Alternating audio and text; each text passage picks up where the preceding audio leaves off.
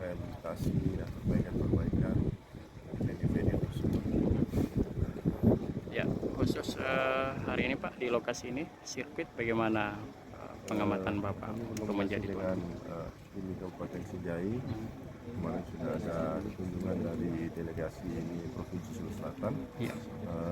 Alhamdulillah hasil kunjungan delegate tersebut saya menyampaikan sudah cukup layak sirkuit ini untuk dilaksanakan kegiatan perlombaan nanti pada saat Porprov.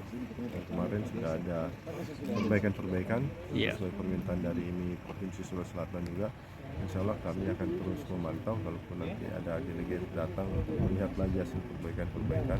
Kalau memang ada perlu perbaikan-perbaikan lagi, kami insya Allah akan usahakan memberikan perbaikan semaksimal mungkin sehingga sirkuit ini sudah semakin layak digunakan di perlombaan. Secara umum Pak, venue-venue se-Kabupaten Sinjai seperti apa persiapannya?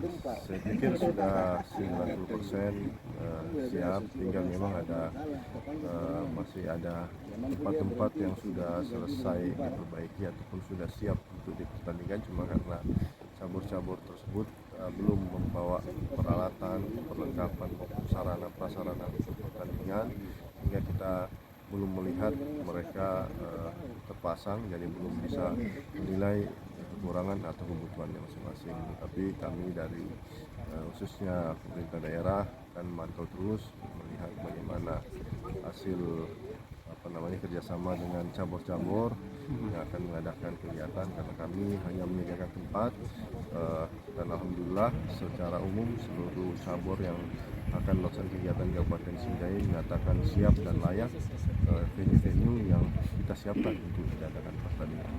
Termasuk cabang olahraga siap final Pak yang menyelenggarakan? Insya Allah untuk cabang olahraga apa ini?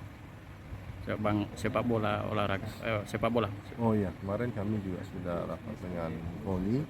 Ya, alhamdulillah tidak ada perubahan, tidak ada perpindahan tempat.